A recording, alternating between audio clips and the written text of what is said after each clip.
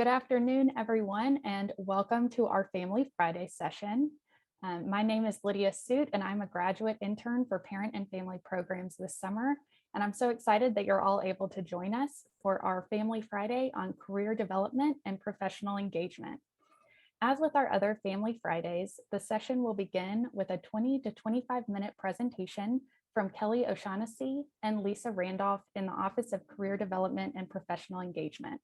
At the end of the presentation, there will be time for questions. We've learned that the best way for you to submit your questions is using the Q&A feature at the bottom of the Zoom webinar. At the end of the presentation, I'll ask as many questions as we have time for from our presenters, and feel free to be submitting questions throughout the presentation as they come up. And with that, I welcome Kelly and Lisa.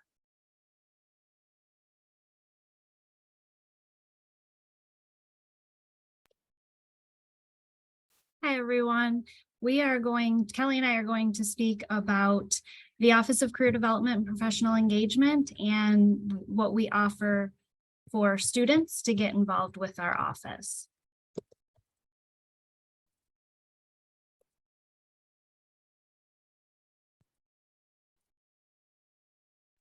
Next slide, Kelly. Yeah.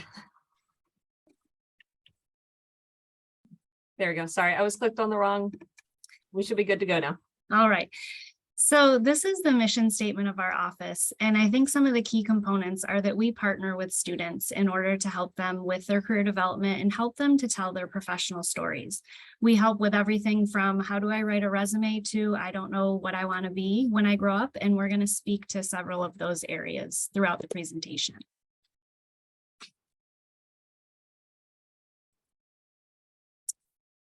This is our entire career team. You can see we have lots of different roles within our office, and we all also are generalists, so we all meet with students about all types of topics.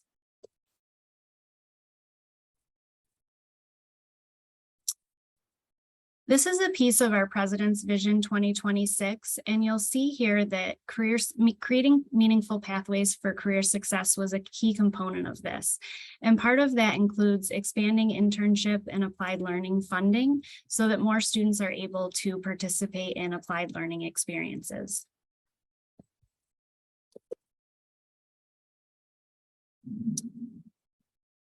Sorry if you can hear the thunder outside of my office. This slide shows who we serve and how we help. So we serve all undergraduate students and several populations of graduate students as well as alumni. And as I mentioned, we help with major and career exploration, decision-making. We help them make connections, job and internship search. So we help with all aspects of career development. And we do want students to engage with us early and often to take advantage of these.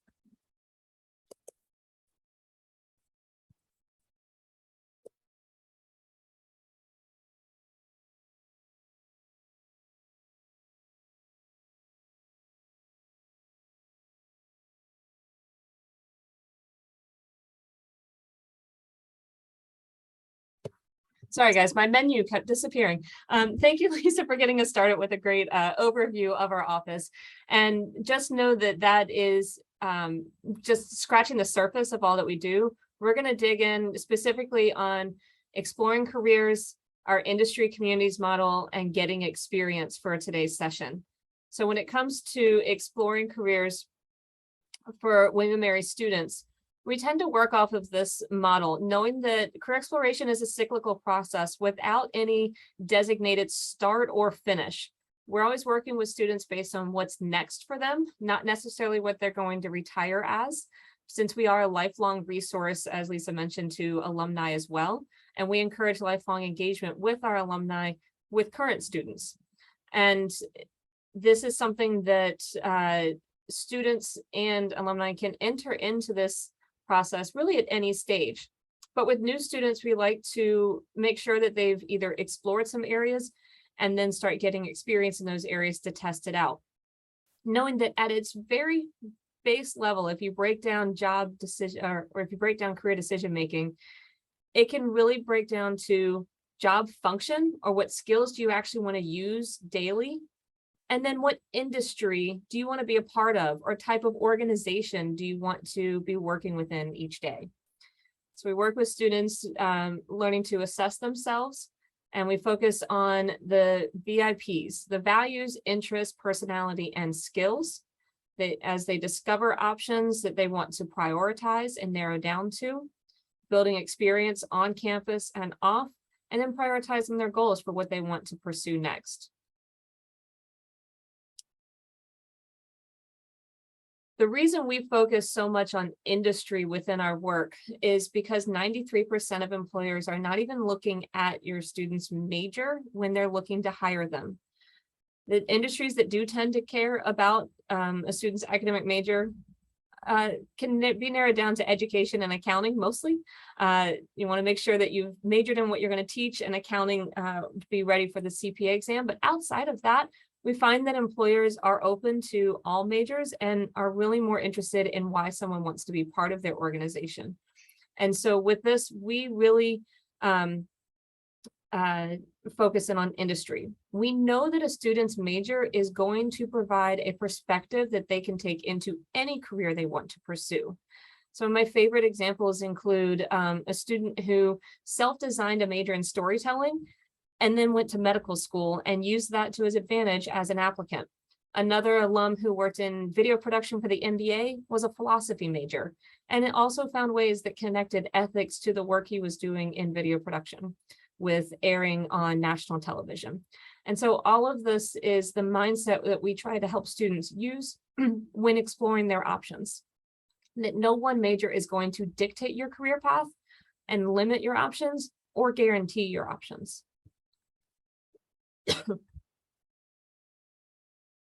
And so when it comes to, again, what employers are looking at or looking for, we fall on the NACE career competencies. The NACE career competencies come from a survey across a couple of thousand different organizations across large and small corporations, nonprofit associations, and government agencies, who all agreed several years ago that these are the top 8 skills, no matter the industry, no matter the major that they're looking for. And we know these competencies align very well with the CALL curriculum and the experiences students are receiving throughout their time at William & Mary. To help with exploration, we provide several resources and platforms that students can use that we have paid for all students to have access to. One, admittedly, I'm not a fan of the name of it. What can I do with this major? After I just said that it doesn't exactly matter, but it does a great job of breaking down each major into a variety of focus areas, job functions, organizations that hire for those job functions, and strategies. And this is actually public access on our website. Focus 2 is actually a resource that students have to log into once they have a William & Mary username and ID. And that allows them to take 5 different self-assessments on those VIPs that I mentioned, their values, interests, personality, and skills. Candid Career is a database of video interviews with people from a variety of job functions and industries for students to get an idea of what it is like day to day before they practice having their own informational interviews with family, friends, alumni, and employers that come back to talk to students at a variety of opportunities. And then we teach students how to use LinkedIn as a tool for research and communication. There's linkedin.com/alumni will automatically take someone to their most recently attended institution, but you can also search for any institution and click on the alumni tab and filter alumni based on what they majored in, where they live, and what they do. So all ways to help students explore options that they might have an interest in.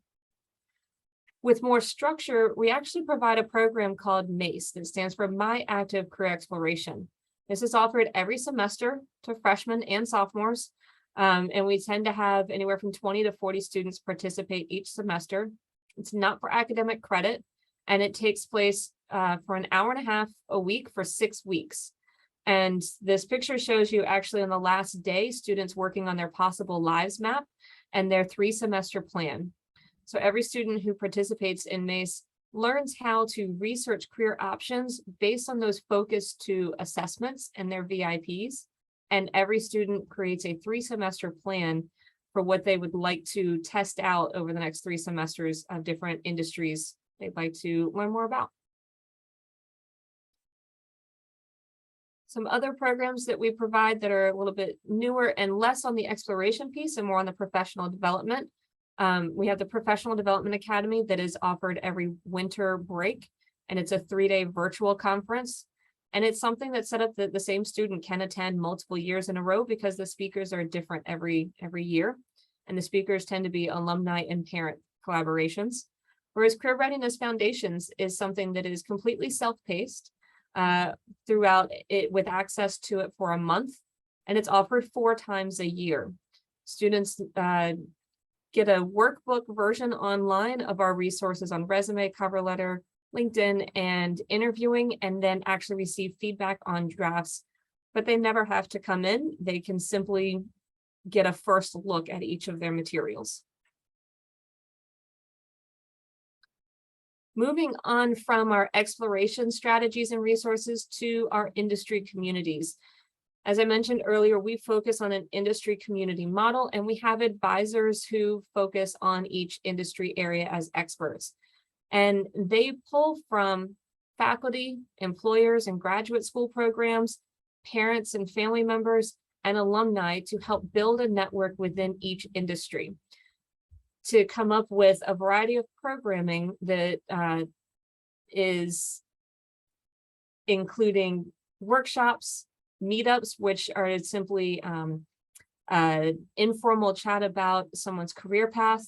An information session is more an organization coming to share why you should want to come work at my organization and how you can be a successful candidate.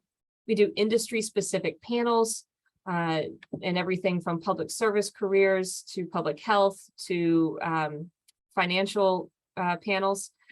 Really across every industry, you'll find each of these programs being offered throughout the entire academic year and bringing in each of those networking partners of parents and family members, alumni, faculty, and employers and graduate schools. Here's an example of some of our industry-specific events that we provide. Many of these have happened in person, and these are all graphics from the last 2 years or the first 2 years of COVID. Most of these events, if not already returned to in-person this past year, are returning to in-person this year. The Tech Trek, for example, was scheduled to be in San Francisco for the first time ever, spring break 2020, and we are now planning on that happening in person this year at some point. Whereas with it going virtual, we could go to multiple cities instead of simply one. So as we have emerged from the pandemic programming, we find that we have a greater reach with virtual programs to make connections for our students, but we want to bring back the in-person opportunities because nothing beats seeing the day-to-day life within an organization's headquarters, whether it be in New York City, Capitol Hill, Richmond Research Labs, or getting to travel to San Francisco.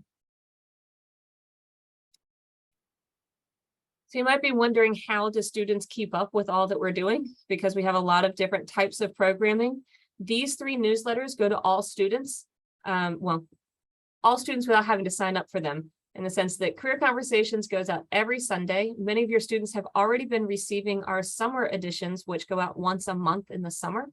But starting August 14th, they'll start getting every Sunday this newsletter, which is going to have information that's relevant to at least half the campus or more. So all of our campus-wide programming. Jumpstart is a newsletter that they will start getting mid-August, and this goes only to freshmen and sophomores. And each month it shows them how to use our office, whether it be how to use Tribe Careers or how to use our newsletters or other opportunities or platforms that we provide as resources. Raise is a newer newsletter that focuses on applied learning opportunities and experiences that students have had in a variety of applied learning positions. But then students are asked to sign up for industry-specific newsletters. So the tribe guide that your students are completing throughout this summer, it asked them to go in just a week or so ago and select their industry-specific newsletter preferences. If they don't sign up for them, they won't get them. So they can sign up for as many as they want, and they can change these options as often as they would like. And the instructions are on the tribe guide as to how to access that checklist and where they can save their preferences. But this is how to best tune out the industries that they're not interested in and really hone in on when is this employer coming, or that graduate school, or that trip coming up for the industry of my interest area. So make sure they go in and sign up for their industry newsletters.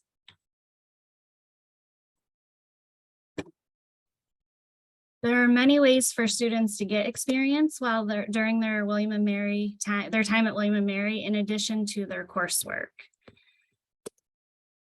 You heard me mention about Envision 2026 applied learning. Basically, that is going beyond the classroom to apply that knowledge and to develop skills in a professional setting. It can happen in a lot of different settings. You might also hear it called experiential learning.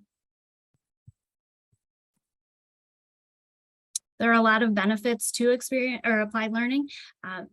Employers expect that new graduates are going to come in with some experience. It's important to help students learn what they do and don't like, and the connections that they make will be valuable throughout their experience as well as after. There are several types of applied learning. Everything goes through our office. We do externships and internships, which I'm going to speak a little bit more about. There's also research, study abroad, athletics, volunteering, clinical experience, capstone projects, entrepreneurship activities, clubs and organizations, and I'm sure there are more that I'm not listing, but that just kind of gives you an idea of how students get to learn through doing. We facilitate an externship program over winter break where students can go for 1 to 2 days to an organization and kind of see a day in the life. We have opportunities across all industries every year. Last year, a few of our hosts were iHeartMedia, Virginia Department of Elections, and the Smithsonian. Students can also set up their own externship opportunities if they are interested in something that we don't have or in addition to what we have. We also always encourage we always encourage parents to host externships as well. So if that's something you're interested in, by all means, let's connect. I would love to meet you and let you know a little bit more about our program. Internships tend to be a longer experience, typically a summer or semester. It's a very intentional, structured experience. They have supervision and mentoring. They're learning, but also making quantifiable contributions. And 9 out of 10 direct from college hires have internship experience. So we do encourage students to start thinking about this early. There are internship opportunities and other applied learning opportunities throughout. If they're not just for that summer between junior and senior year. So there are a lot of opportunities, and the earlier students start exploring those opportunities, the better. Tribe Careers is our platform that houses all of our postings. It's also where students can sign up for those industry newsletters that Kelly spoke about. They can schedule advising appointments, look at an RSVP for events, and explore different employers as well.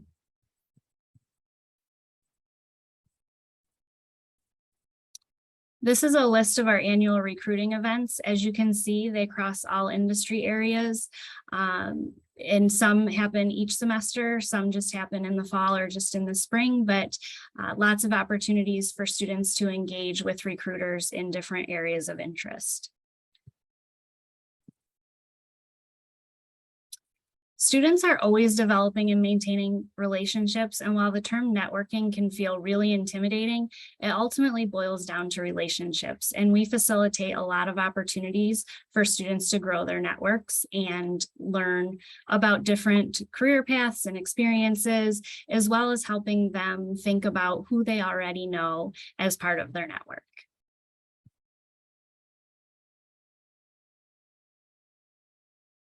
So we'd like to leave you now with just a little bit of a rundown of our most recent Next Destination survey results. We are currently surveying the class of 2022.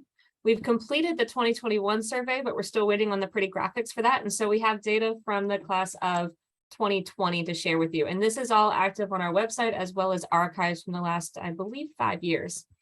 But you'll see that we have within 6 months of graduation, 83% of known outcomes were positive, meaning they were full-time employed or full-time in graduate school.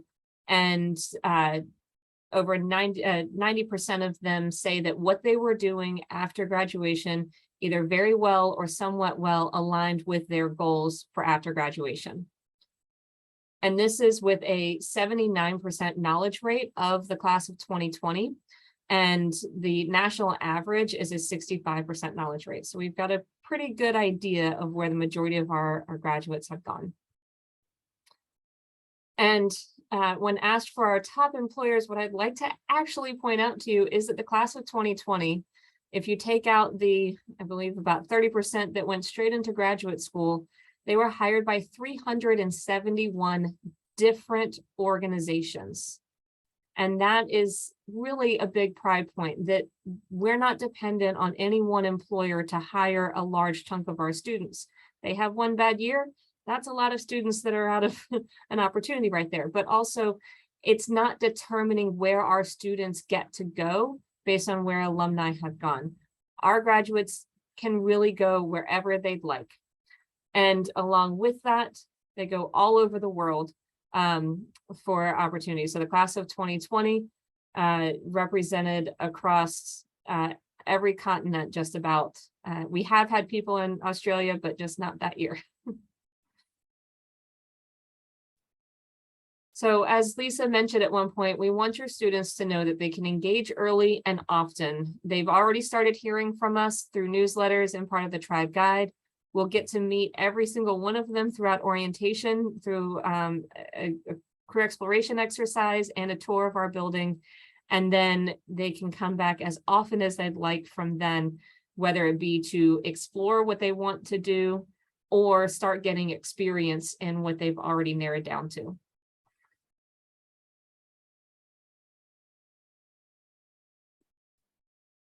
That's awesome. Thank you so much, Kelly and Lisa.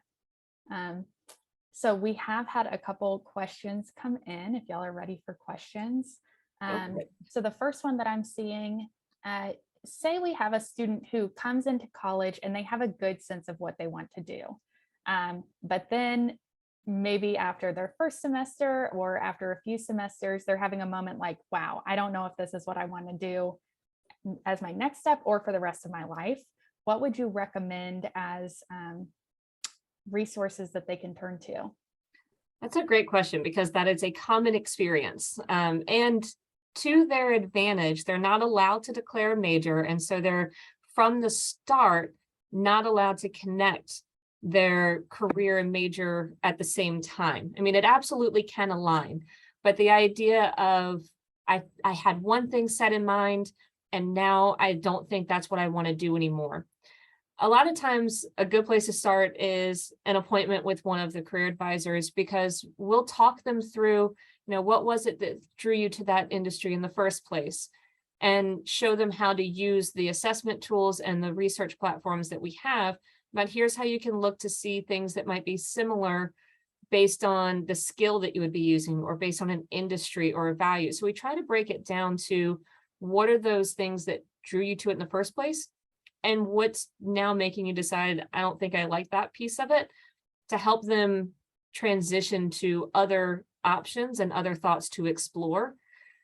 Informational interviews are a great way to get a lot of exposure, as well as the externships that Lisa mentioned, a lot of exposure without a whole lot of commitment. So you can learn about what it's like day to day without signing up for a full internship or part-time job. And so that's another great way that for many students after their freshman year, a really productive summer is to line up a bunch of different 1 to 2 day shadowings or informational interviews throughout the entire summer. It does not have to be spent with an internship or a part-time job to feel productive career-wise. And also those appointments help them realize that they are not alone. They are not the first student and won't be the last student to have had that happen, because I think oftentimes they do feel like, oh my goodness, everyone else has this figured out and I don't. And so I think having those conversations helps, as well as giving them the tools, helping them understand how they can further explore other areas. I can say I didn't discover my dream job until I graduated from William & Mary. And I think that's why I'm in the Career Center now, because I was that William & Mary student who actively avoided this space. I said, I don't need it. I assumed everyone else already knew. I was a first generation college student. My parents kept saying, are you sure you don't want to go over there? Maybe they can at least help you find a job. I never set foot in the space. And I use that in my interview saying, that's why you need to hire me, to get more to have fewer of those students graduating from here. And so the idea is we want to help students make confident, informed choices for themselves and to really take control of the process. I think a lot of students, we come into college knowing teacher, doctor, lawyer, accountant, and then whatever our parents do. And there's so much more than that. 80 to 90% of the jobs that exist right now did not exist 5 years ago. And that's true every 5 years. So there's always new opportunity. We want students to be able to really take advantage of that. That's awesome. Thank you both so much. Okay, another question we have, if a student is interested in getting involved with the Career Center, but they are feeling a little bit overwhelmed with how many options there are, what would you recommend as a good first resource to connect with? Depends on how much structure they might like, and how quickly or how much time they want to give themselves. I mean, MACE is offered starting in October. So registration will open for that in August and closes mid-September. And so that is one way. But I find more sophomores doing that in the fall and more freshmen in the spring. The Career Readiness Foundations, it's going to be the first time that we're offering that in the fall. And that will run in October as well. And that's just a way to get started. But those are the more structured ways of getting started. Coming to an information session, having an appointment, coming to quick advising hours are just ways to get the foot in the door. And then I think Lisa's got something to add.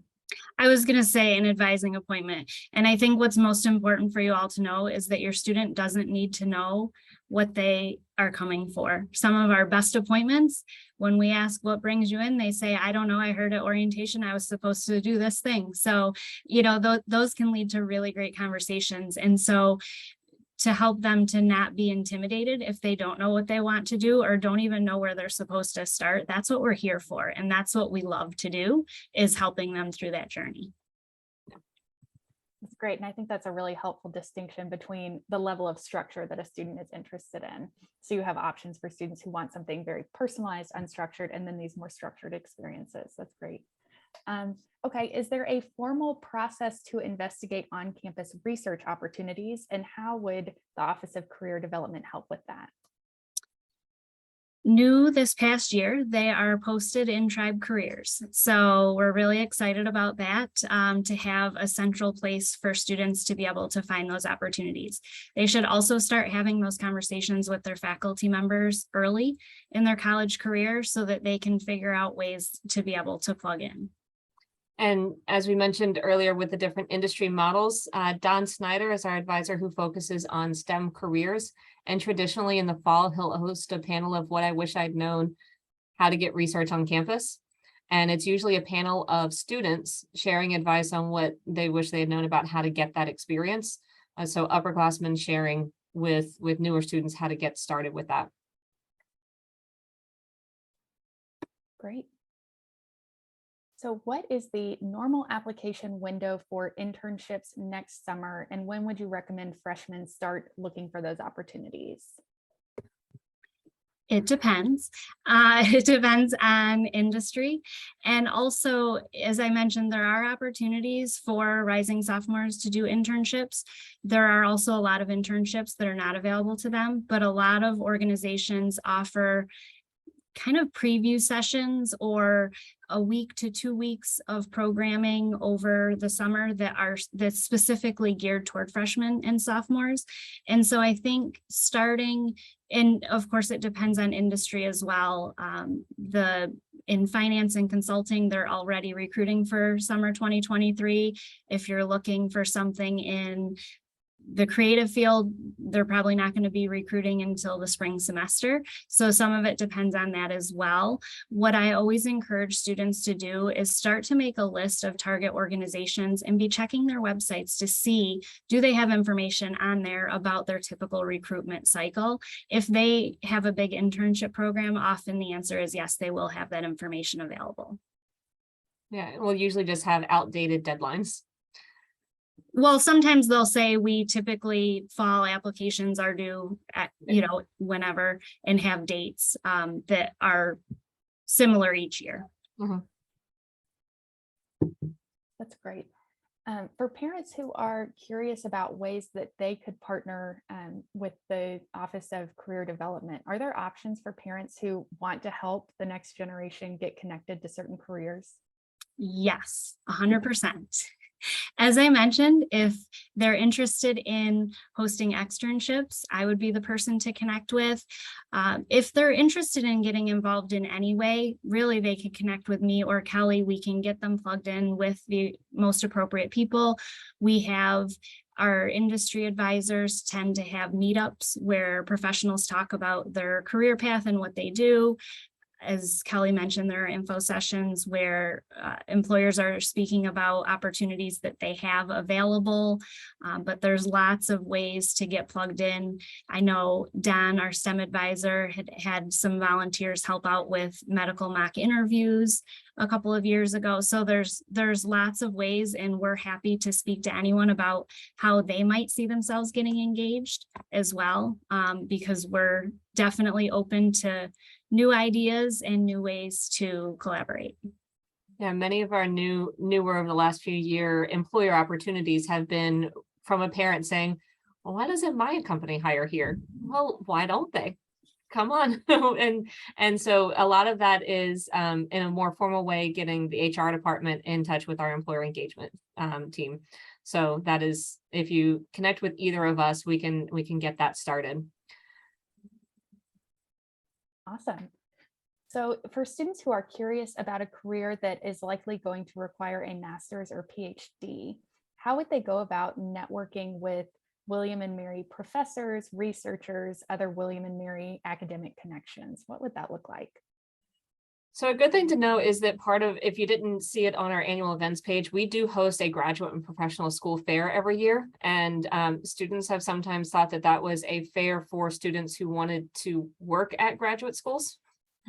No, these are admissions and faculty members from medical schools, law schools, business schools, counseling programs, and general arts and sciences attending to recruit you for as a student. And so the network is absolutely a key point. Graduate school and pursuing and applying to graduate school is very similar to applying to jobs. You do need to network with faculty at those institutions, and you can do that through faculty at William & Mary as well as through alumni from William & Mary. We have a lot of William & Mary alumni who have gone on into academic careers. And so there are ways that we can help through LinkedIn, as well as strategies that we have on our website, and can coach a student through how to reach out, how to have that conversation. There's a lot that goes into considering graduate schools. It is a different process than undergraduate. But for a lot of students, we also try to help them consider, is graduate school necessary immediately after undergrad? Or is it more beneficial to actually work for a few years and then become a more qualified candidate and narrow down more specifically what you want to get a graduate degree in and have someone else pay for it typically? The idea with graduate school is that it should advance your career, not necessarily start your career. There are a few fields that require it at the very beginning, but we find most of our alumni work for a year or two in the field to narrow down to what they want to specialize in. And then, as I said, have someone else pay at least part of that degree. We're huge proponents of you shouldn't pay full price for your graduate degree, because someone else is going to benefit from that degree as well. And Kelly spoke earlier about informational interviews, and those can be really useful too in figuring out, is graduate school right for me right now? Am I going to go right on, or am I going to go at all?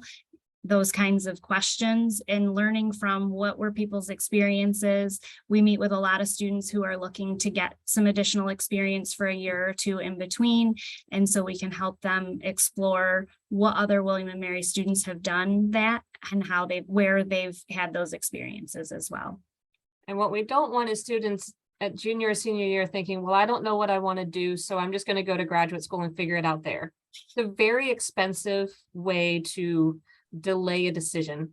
And we would rather help a student figure out what type of role they might want to be in, and either narrow down that graduate school experience, because it's actually a more involved process with exams and networking and applications and interviews and essays than but we want to make sure a student is choosing graduate school intentionally, and not because I don't know what I want to do yet. That's an awesome resource. I just think it can be first so intimidating to network with professionals in general, but with faculty members if you're thinking about graduate school. And then it's also great that students have a place where they can ask that question of, am I taking this next step just because I don't know what my next step is, and have y'all support. That's very cool. Yeah, William and Mary students are good at being students. And so a lot of times that becomes a default, and we want it to be an intentional choice. Very cool. Okay, if a student is interested in getting connected with a very specific career or industry where there may not be an informational session or someone who y'all know in your network to connect them with, what can you do to help them get in touch with that specific type of career?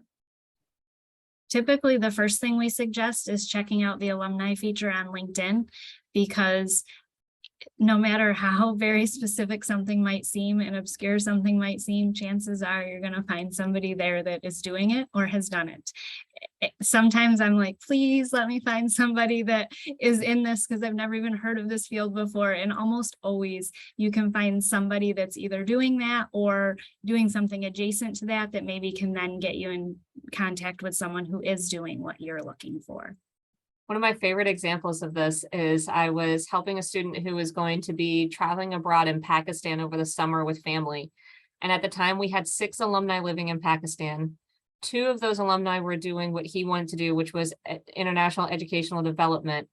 And one of those alumni happened to have been a friend and intramural teammate of mine. And so, I mean, that just ended up being very unique that I was able to introduce them, and they did meet up while he was there. I think he now the teammate of mine, I'm not sure where the student ended up, but the teammate of mine is now in a different country and has moved on to a different level of that same career path. But as Lisa said, our alumni are all over the world doing a lot of different things. That one map is just of one class year. That's where LinkedIn is so fun to narrow down to the different regions and job functions you can think of. And we have never really experienced, and I want to knock on wood, but I don't expect it would ever change either, where an alum says no to any student who's reached out, or a recent grad who's reached out and said, I just want to learn more about what you do and how you got there. It's usually in the exact opposite direction. Another friend of mine didn't even know that she was working with a student that had worked with me in appointments. The student didn't mention it. She just happened to catch up with me one day saying, you know, I was contacted by someone who just graduated, and this was in 2020. And I just know students are going to have a hard time right now. And so after a 30-minute conversation, she was introducing her to 6 different people and trying to get her a connection to a job. And that is the example. That is not, and that is the norm, not the exception with our alumni. It's incredible that students come in and they already have such a great network of people that they can reach out to, who are welcoming, who have varied experiences. It's great to have that opportunity right when you step on campus. Yes.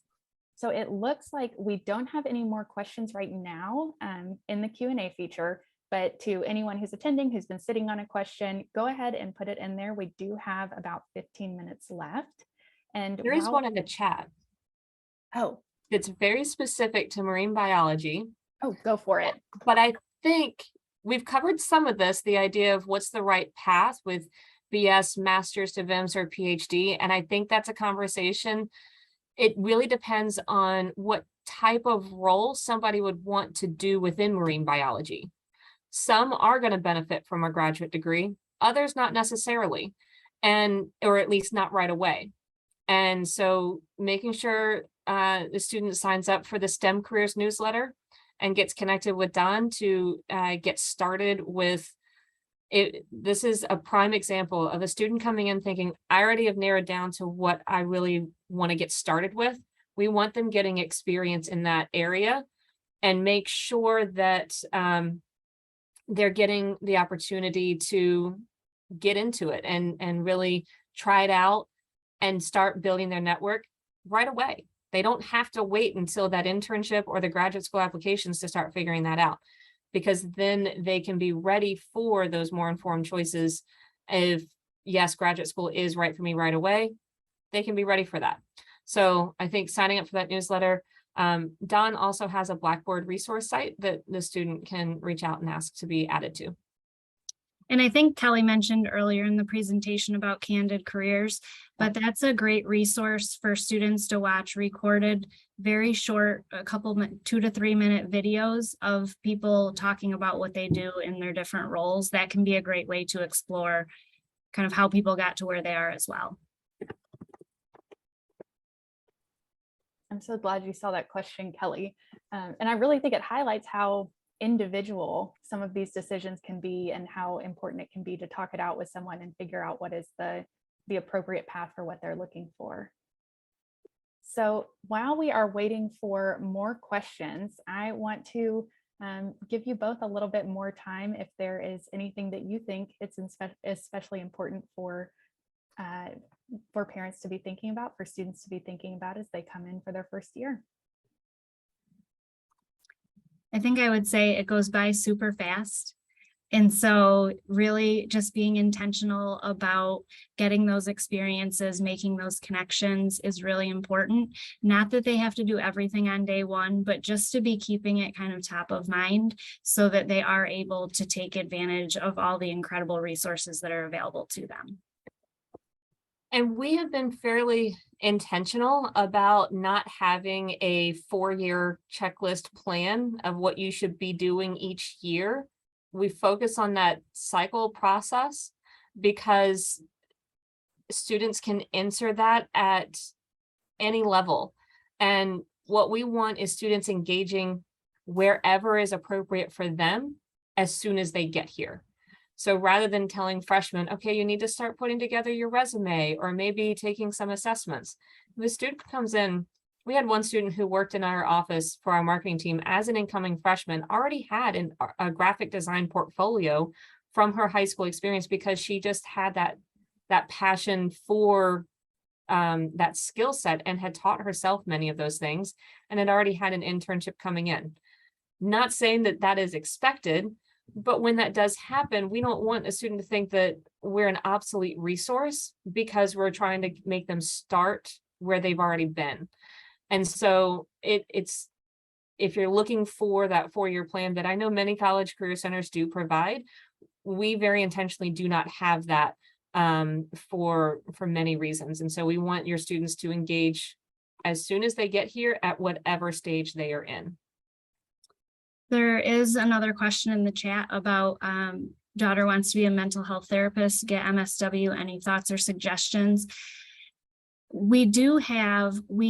Right now, there is an internships Blackboard page, which when we say that, if you don't know what that is, Blackboard is our learning management system that students use for different classes and things like that. So there are resources on there that show different internships that people have done in our specific industry areas. I would definitely encourage them to check that out. We are working on, and hopefully by the fall, we'll have a database available to students of where different William and Mary students have done internships, as well as those students' contact information so that they can get in touch with them to learn more about their experiences. While they're not going to get clinical mental health experience while they're in undergrad, there are lots of mental health nonprofits that students intern with or volunteer with, and things like that. So any way that they can develop those skill sets is going to be really helpful. Also, those informational interviews and shadowing opportunities are a good way to get a behind the scenes look at what it really is. I think sometimes people who want to go into mental health have experienced it themselves, client to therapist, but haven't really talked to someone about what the job is like. And that's actually true for a lot of career paths. And so that's something that informational interview gives. A question I love to suggest to students is, what do you do every day you didn't know you would be doing in your job? Another one is, what trends have you seen change? And do you see yourself staying in this industry? Those are good ways to not just say, how great is this job and what's your favorite part? It's a great way to start the conversation, but it becomes groupthink and you don't learn all the ins and outs of it. It's also good to ask, what's your least favorite part about this job? Because there's always going to be something that you don't love about your job. But if everything you love outweighs it, then that's where you want to be. So it's important to set those expectations and really know what you're getting into. And you can do that through informational interviews. And I believe in the past, we've had at least one externship that was a mental health position. We know that's not easy to do because of HIPAA laws, but school counseling we have every year. It's an alum who hosts for school good. counseling. Yep. That person has remained. So that's great. But that's another way to get involved, learn more about it, and expand the network. There's another question about how long summer internships would be. It varies. I would say on average, they're between a month and the full summer. So, we encounter students who are doing all sorts of things, but I would say often it is probably at least 8 weeks. Mm-hmm. Awesome. Well, thank you both so much. I have one final question for you both, as on the topic of careers and things that people love about their careers. I would love for y'all to both be able to share with family members, what is your favorite thing about working with William and Mary in career development, and any last words that you have before we close out the evening. Okay, well, I'm going to be super cliche and say the students, but honestly, it is super true. So the students here are so interesting. And I love when I sit down with a student and they say, I don't know how to do a resume because I haven't really done anything. And then they tell me how they published 2 novels and they created a business and it's like, tell me again about how you didn't do anything. So the students always surprise me, and I love hearing about their experiences. And of course, the best part of the job is always hearing about student successes. So one of the students who participated in an externship this past winter break then suggested to the National Park Service an arts internship, and she's doing it this summer. And it's like, how cool is that? That one experience leads to another. Before I give my response, 2 more questions have come in, and they're both going to be to Lisa. The mental health externship, has that been only in person or virtual as well? And where was it located? I'm pretty sure it's only been in person. I'm trying to think if he offered both or not. I think it's been in person. Mm-hmm. It's at Liberty High School. We do have travel funding that students can apply for if they want to participate in an externship through our program that is not in their geographic area. So it can cover transportation costs or hotel costs. So we have had students participate in externships that were not where they live or near William and Mary. And that is not need-based. That is simply a student saying, I don't live there and I want to do it. And so that's how that funding goes. The other one was, are internships typically paid or unpaid? It depends. So there are definitely industries that they are very rarely paid, especially in nonprofits. It's pretty rare to find internships that are paid. And if they're doing legal internships, those are typically unpaid. But we do have, I'm going to call it what it is right now. It's going to change this upcoming year. Right now it's called FUSE, which is the Fund for Unpaid Summer Experiences, which students can apply for if they have an unfunded or underfunded internship. That is done on it's based on living expenses. So students submit a budget. It's not meant to be pay for the internship, but it's to help them if they need to get an apartment or they need food because they're not living near home and things like that. So like this summer, we had a student go to Turkey. We had a student in Hawaii. We had, they've done all kinds of things.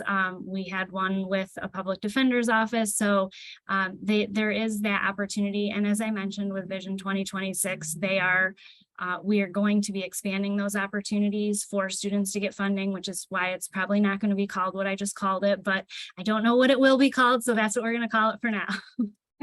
Yeah, so I definitely wanted to make sure we address that question since we know that's part of Vision 2026 and it's a huge push to get support for every William & Mary student to have funding when their industry of choice legally doesn't have to pay the interns and often can't afford to. And I think some of the examples that Lisa just gave are really my favorite part of the job. There's always something new. There's always a new job. There's always a new industry. As I said, I didn't discover my dream job until I graduated and I found out a friend of my dad's daughter got a job as a statistician for the New York Mets. I was like, nobody told me that was an option. I had dropped my math major because I couldn't teach it. I could do it. And I became a teacher out of college because that's what I'd said I wanted to do since I was 5 years old. And I did love it. But I also realized the only reason I really wanted to become a teacher is because the only people I knew working in the sports industry were my coaches and my athletic directors, and they were all teachers. I'd never met anyone else who worked in sports outside of that. And now classmates of mine are general managers for Major League Baseball teams or VP of advancement and development for US soccer. And these are jobs that William & Mary alumni have gone on to do. A student I worked with a few years ago was inspired by a younger sibling who was on the autism spectrum and knew she didn't want to be in education, but wanted to impact her sibling's life. And we looked at how many more people are being diagnosed and going through higher levels of education and being hired at higher levels of jobs. So that means that in HR, the hiring process and the management and training processes are all changing to be more accommodating and more inclusive. So she pursued a career in HR and recruiting to be a more inclusive recruiter. And this was almost 10 years ago. There's always something new, and it's not just in technology or science. There's always something new that a student wants to figure out, how can I make this a job? And we either have alumni somewhere doing it or they become the person figuring out how to do it. And that's just a fun way to spend the day. That is awesome. Thank you so much, Kelly and Lisa, for joining this webinar, for your presentation. That was a lot of really helpful information. And thank you for sharing a little bit of your story and your passion for this job. I love hearing the specific William & Mary student stories. And yes, there are so many places that people can go. And I love hearing those specific examples. So I just want to thank you for your time. I want to thank you, everyone who was able to join the webinar. This will be recorded and posted online. But Kelly and Lisa, if anyone had a question that they did not get answered, where would they direct it? So I mean, my email's right there with my name. But you can also send it to career@wm.edu, and that is monitored daily. And depending on who you want to get to, it will be forwarded to different people. So several different people monitor that email address and will forward it on to the appropriate team member, whether it be about getting your organization posting a position, helping out with externships, having a question about your student. a lot of times there's only so much we can share about individual student experiences. And we always encourage the student to come in to meet with us. But career@wm.edu is a good place to start. And I just put my email in the chat as well. Excellent. Thank you both. I hope we have a lovely evening. I hope that the rain stops in Williamsburg, and I hope there is not as much rain and storming wherever everyone else is. I don't know if you looked out the window, but it is a sheet of rain right now. And Oh, I think I'll be waiting this one out. Otherwise, we're all going to be swimming home, quite literally. seems like a good plan. Well, thank you both again, and thank you everyone who was able to join. Have a great evening. Thank Bye. you. Bye.